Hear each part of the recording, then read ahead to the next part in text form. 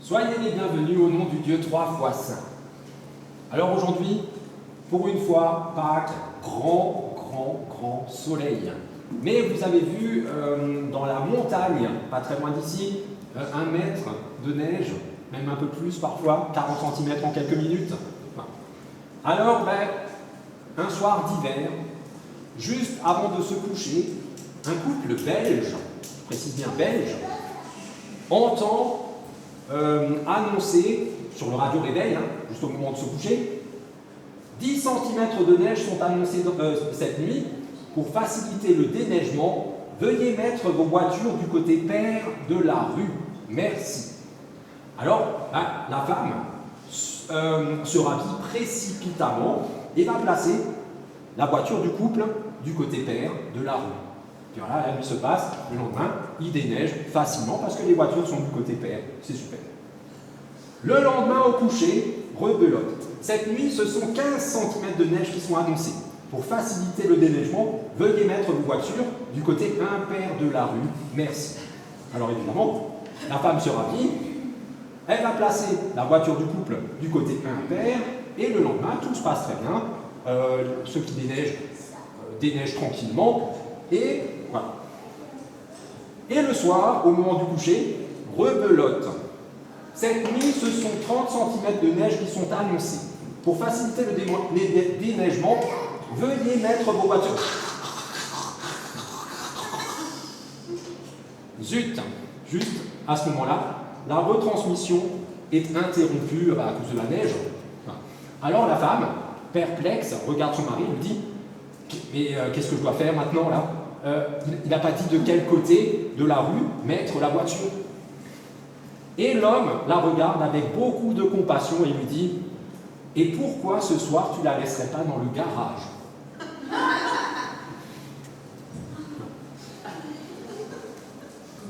Nous ne sommes pas toujours très logiques.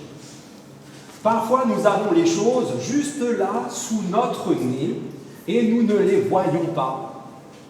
Toujours, nous sommes lents à comprendre. On peut nous expliquer des choses 1000 fois, et 1000 fois, on ne les a pas comprises. Tout particulièrement la bonne nouvelle du matin de Pâques, Jésus est ressuscité, il est vraiment ressuscité. On l'entend chaque année, est-ce qu'on l'a vraiment percuté? Une bonne nouvelle incroyable, mais vraie. Alors croyons-la et chantons-la. Le Christ est ressuscité, Jésus sort de la tombe. Il y a 3 strophes.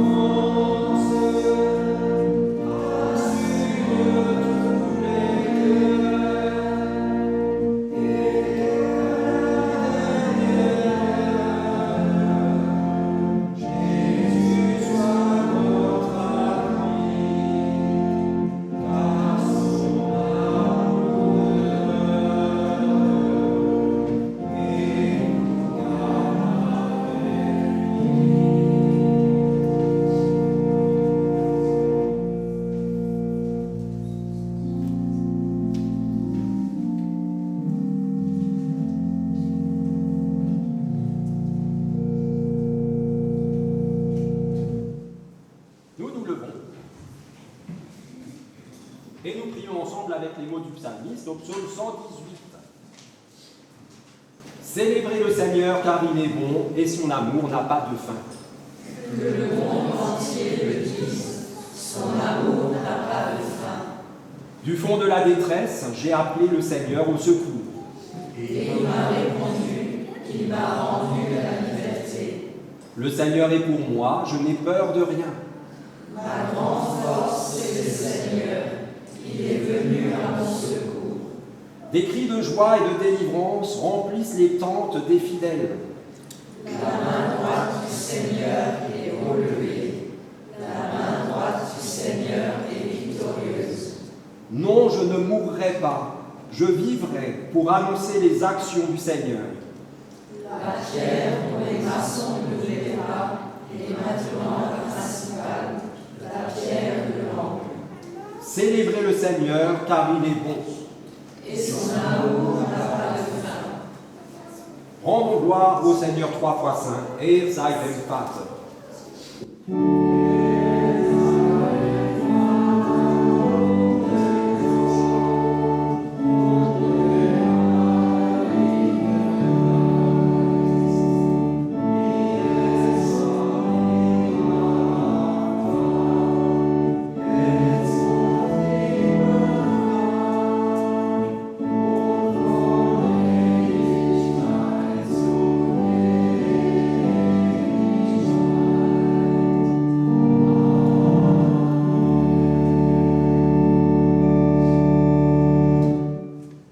Parce que nous sommes sûrs de l'amour de Dieu pour nous, nous pouvons reconnaître devant lui ce qui nous sépare de lui. Seigneur, nous reconnaissons devant toi que notre confiance est faible. Dans nos vies, nous ne laissons que trop peu de place à ton esprit, au profit de notre propre volonté. Nous savons que nous avons besoin de ta présence en nous, et pourtant nous ne la recherchons pas. Nous savons que ta résurrection apporte sur nos vies une lumière nouvelle, mais nous préférons nos ténèbres. Ce matin, devant le vide du tombeau, que ton esprit nous ouvre à ta présence et à cette lumière de vie. Oui, Seigneur, nous t'en prions, prends pitié de nous. Erbarme dich.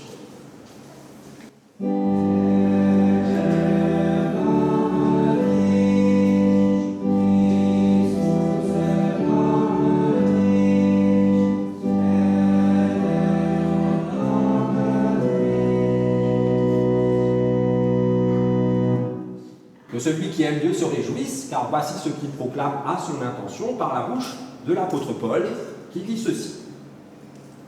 Par le baptême, nous avons été mis au tombeau avec le Christ pour être associés à sa mort, afin que tout comme le Christ a été ramené d'entre les morts par la puissance glorieuse du Père, nous aussi, nous vivions d'une vie nouvelle. Jésus est mort, il est ressuscité, et il met sa résurrection au bénéfice de tous ceux qui placent leur confiance en lui. Que Dieu nous mette au cœur l'assurance de son pardon et qu'il nous donne de marcher vers son royaume. Chantons-lui notre reconnaissance et exaltons le Seigneur, et sei Gott in der Höhe.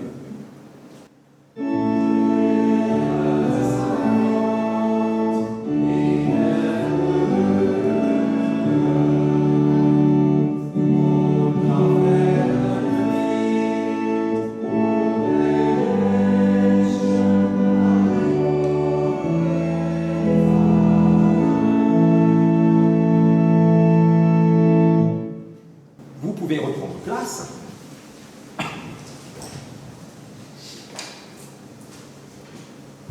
Et avant d'entendre la parole de Dieu tirée de la Bible, nous prions pour que cette parole devienne pour nous parole de vie.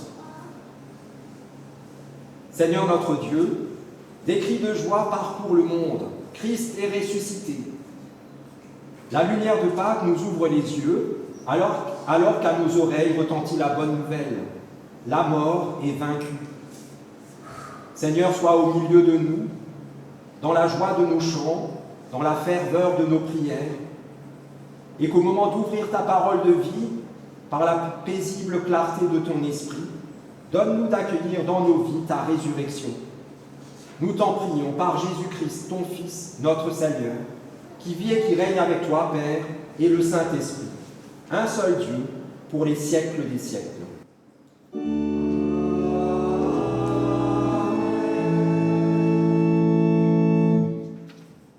Et nous chantons le chant suivant, Jesus lebt, mit ihm auch ich. Il y a 3 strophes.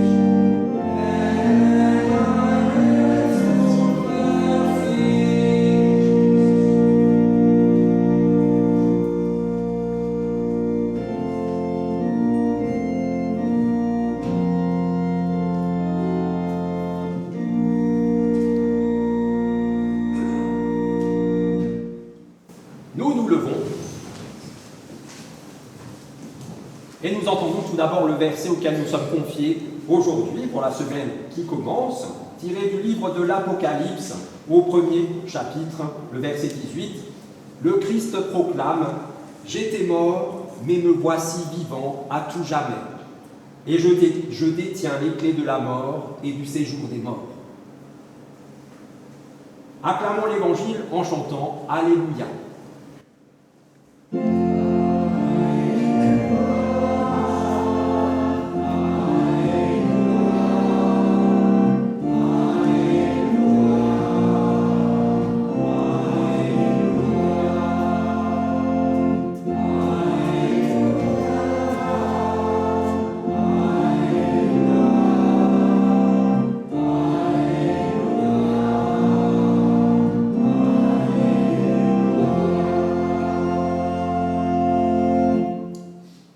Et dans l'évangile de Jean, au chapitre 20, nous entendons ce bout du récit de la résurrection.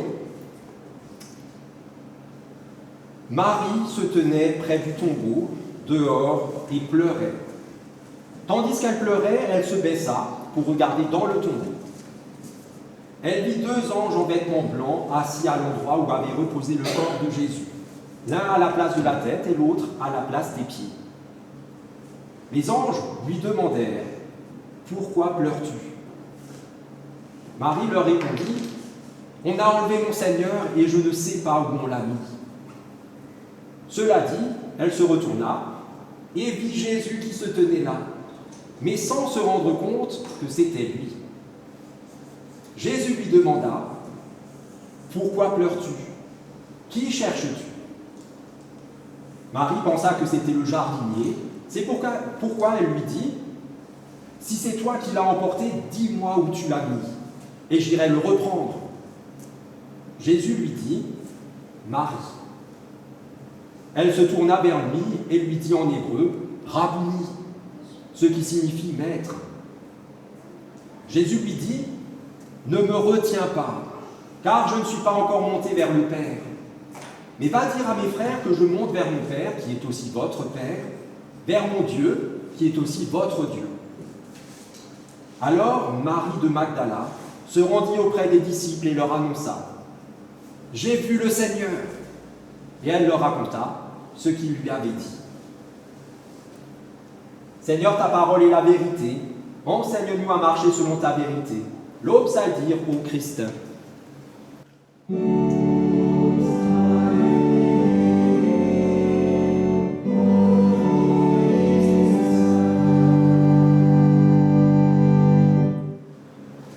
Ce matin, son cœur est triste à mourir. Ce matin-là, dès le lever du soleil, Marie de Magdala, ou Marie-Madeleine, comme certains aiment l'appeler, se rend au tombeau de son rabbi, Jésus de Nazareth. Après tout ce qui vient d'arriver ces derniers jours, elle n'a plus rien d'autre en tête ni au cœur que sa douleur. Une douleur si grande qu'elle n'a de commune mesure que la perte qui en est la cause. C'est dur de devoir dire adieu. D'autant plus dur que cet homme-là, son rabbi, son maître, il a véritablement, radicalement changé sa vie à elle et à bien d'autres. Alors bien sûr, depuis ce jour où on dit qu'il a fait sortir d'elle une horde de démons qui la possédait, mais bien plus encore grâce à tout ce qu'il enseignait. Pour une fois, un homme savait parler d'amour comme personne. Et bien mieux que ça, puisqu'il parlait de l'amour de Dieu pour tous ses enfants. Auprès de lui, à son écoute, Marie se sentait vraiment enfant de Dieu. Toute sa personne disait l'amour de Dieu pour les humains, pour tous les humains, hommes comme femmes, riches comme pauvres, savants de ce que contiennent les Saintes Écritures comme les plus ignorants. Marie aimait s'asseoir à ses pieds pour écouter ce qu'il enseignait. Mais voilà, ils l'ont tué. Juste avant la Pâque, les prêtres et les puissants se sont mis d'accord pour le prendre et le mettre à mort, et ils ont réussi. Il a été arrêté, plus ou moins jugé, et cloué sur une croix. Pour ne pas souiller la fête, on l'a descendu de sa croix et mis dans un tombeau.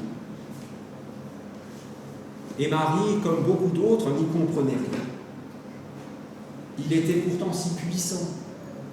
Et comme beaucoup, elle croyait qu'il était le Messie, le sauveur d'Israël. Et la voilà, ce matin-là, qui marche vers son tombeau pour se recueillir sur sa tombe. Marie ne sait plus que croire. En tout cas, ses larmes sont de vraies larmes, et sa douleur aussi est réelle. Oui, elle est désemparée, mais devant le tombeau, elle n'est pas encore au bout de ses surprises. Des surprises au pluriel. Et quelle surprise! D'abord, le corps de Jésus n'est plus là.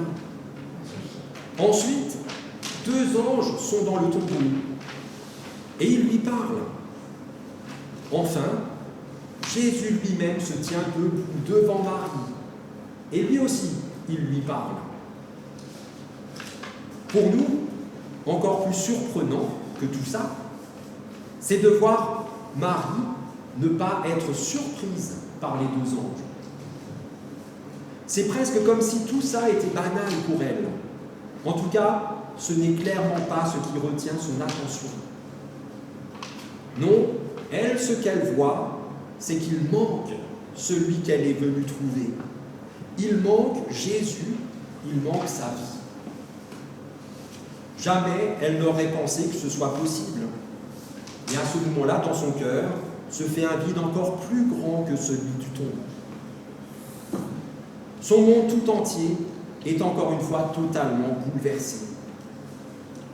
D'abord, celui qui est la vie, qui aurait dû tous les sauver, est mort, et maintenant la mort ne serait plus définitive. Mais ça non plus, ça ne l'inquiète pas plus que ça, car dans son cœur, il y a une question et une seule. Où a-t-on mis Jésus? Comme elle se retourne, un jardinier l'interpelle. Pour elle, c'est sûr, il est dans le coup. Il sait forcément ce qui est arrivé au corps de Jésus. Et là, la surprise est de taille, car ce jardinier sait bien ce qu'il est arrivé. Ce jardinier n'en est pas un. Ce jardinier, c'est Jésus, vivant, ressuscité. Mais pour qu'enfin Marie ouvre les yeux et reconnaisse en celui qui lui parle, celui qu'elle cherche de toute son âme, il faut encore qu'elle soit touchée au plus profond d'elle-même. Il lui faut entendre non par ses oreilles, mais par chacune de ses cellules, la voix du bon berger qui connaît sa brebis par son nom. Marie. À son nom, le déclic se fait. Quelle surprise également lorsqu'elle se voit refuser l'embrassade, que sa joie de voir Jésus vivant lui dictait. Non, il n'est pas mort, il est vivant. Sans doute n'était-ce qu'un horrible cauchemar, mais maintenant tout est comme avant, pense-t-elle. Sauf que rien n'est plus comme avant. Jésus est mort et il a repris vie. La résurrection transforme les choses. Les choses anciennes sont passées et laissent place aux choses nouvelles. Quelle surprise enfin lorsque Jésus l'envoie, elle, la première, témoigner aux disciples de cette bonne nouvelle. La mort est vaincue, Dieu est souverain, vous êtes ses enfants.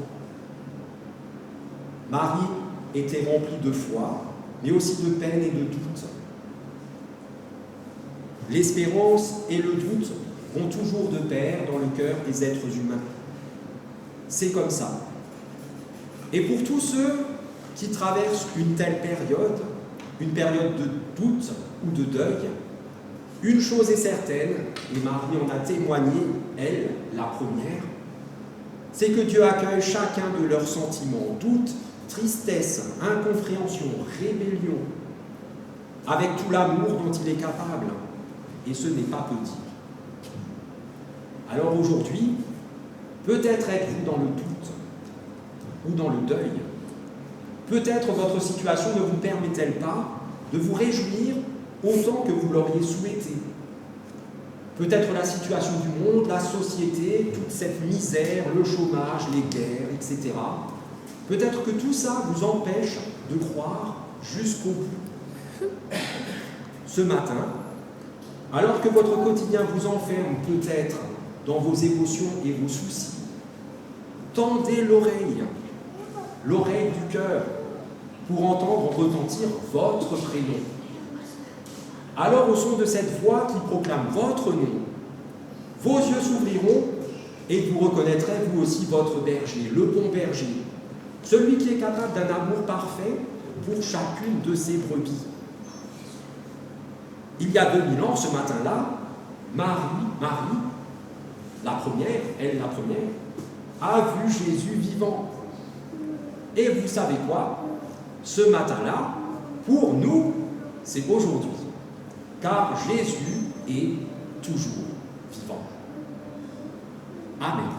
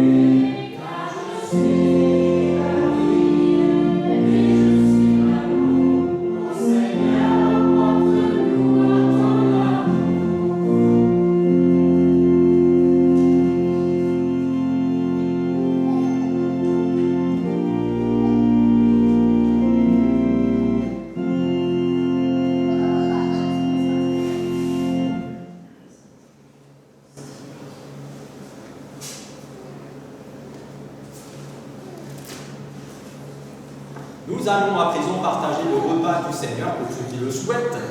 Il y a du pain sous la forme de pain, il y a du vin sous la forme de jus sans alcool. Donc tout le monde peut en boire tranquillement. Nous formerons un unique grand cercle autour de l'autel tout à l'heure, en communion, et pour la liturgie, il faut prendre le feuillet plastifié. Et nous commençons en nous saluant avec la salutation liturgique qui est sur le feuillet. Le Seigneur soit avec vous. Et avec ton esprit. Élevons nos cœurs. Nous les tournons vers le Seigneur. Rendons grâce au Seigneur notre Dieu. Cela est juste et bon. Oui, il est vraiment juste et bon de te rendre grâce, Seigneur, en tout temps. Mais plus encore en ce jour où le Christ, notre Pâque, a repris vie pour tous les humains. Le vieux monde disparaît, tout est renouvelé.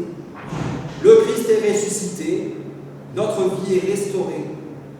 C'est pourquoi tous tes enfants, rayonnant de la joie pascale, exultent par toute la terre, tandis que les anges dans la lumière chantent sans fin l'hymne de ta gloire. Dieu saint, Dieu fort.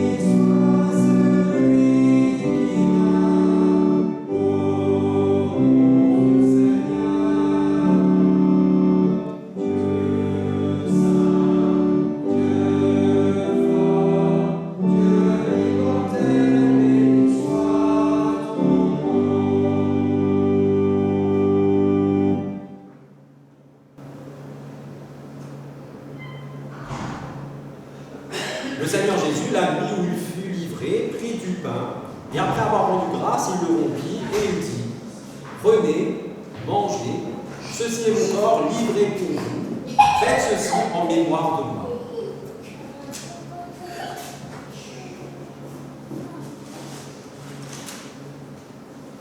De même, après avoir soupé, il prit la coupe et il dit : Cette coupe est la nouvelle alliance en mon sang versée pour vous. Faites ceci en mémoire de moi toutes les fois où vous en boirez. Ainsi, toutes les fois où vous mangez de ce pain et où vous buvez à cette coupe, vous annoncez la mort du Seigneur jusqu'à ce qu'il vienne.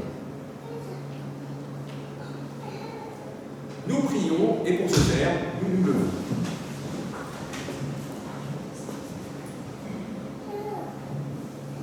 Père, en prenant ce pain et cette coupe, nous rappelons la mort de ton Fils. Nous proclamons sa résurrection et dans l'attente de son retour, nous te rendons grâce. Envoie ton Esprit Saint sur nous et sur ce pain et sur ce vin. Que la communion au corps et au sang du Christ nous donne part au mystère de sa présence et nous unisse dans la foi et dans l'amour. Ouvre nos yeux à toute détresse, inspire-nous la parole qui convient, donne-nous le courage du geste fraternel.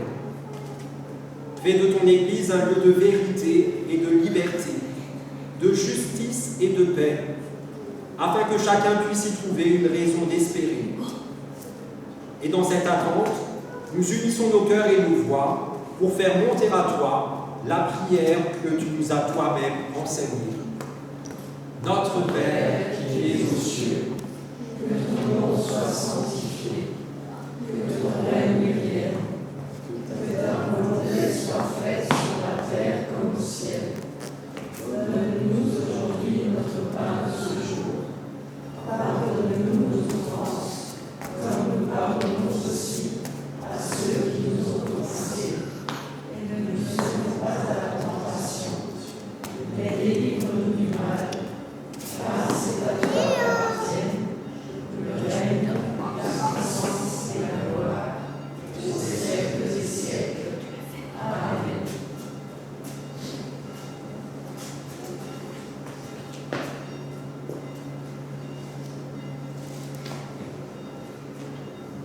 le pain que nous partageons est communion au corps de notre Seigneur Jésus-Christ, livré pour vous.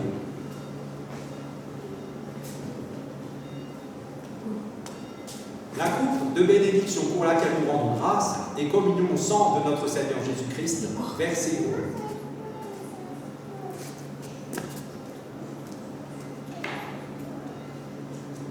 Inclinons-nous devant l'amour du ressuscité et reconnaissons notre grand besoin de son secours en disant ensemble la phrase qui est sur le feuillet.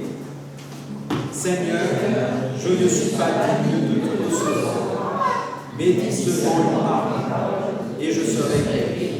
Christ nous la tous.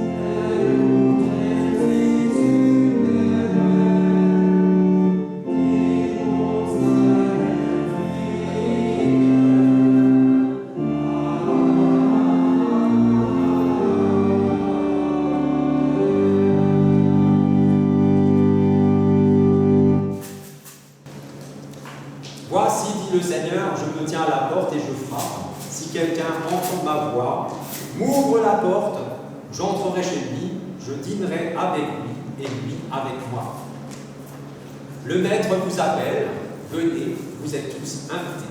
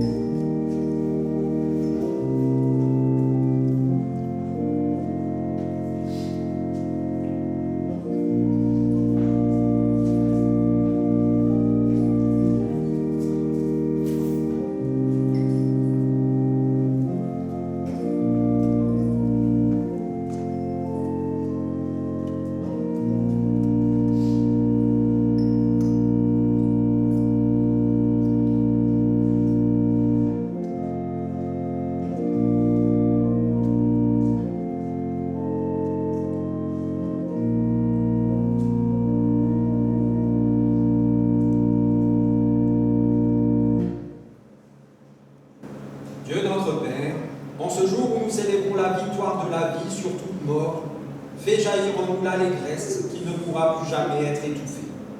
Rien ni personne ne pourra nous séparer de toi qui t'es donné à nous en cette célébration pascale. À toi seul la gloire, à nous la joie pour les siècles des siècles. Suivons leur exemple, allons dans la paix et dans la joie de notre Seigneur mort et ressuscité pour chacun d'entre nous. Amen. Ils sont partis.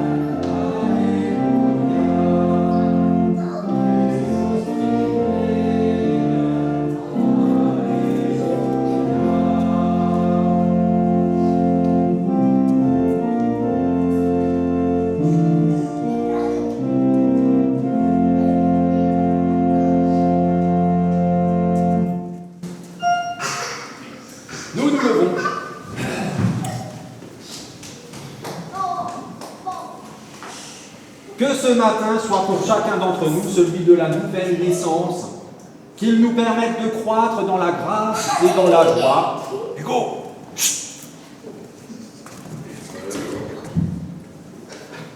qu'il nous permette de croître dans la grâce et dans la joie de notre Seigneur Jésus-Christ, de marcher unis à lui, d'être enracinés et fondés en lui, affermis par la foi et débordants de reconnaissance. Et qu'ainsi Dieu notre Père, par son Esprit, vous accompagne et vous conduise, qu'il vous affermisse dans son alliance éternelle, en Jésus-Christ son Fils, notre Seigneur, et soyez bénis, vous êtes bénis. Amen.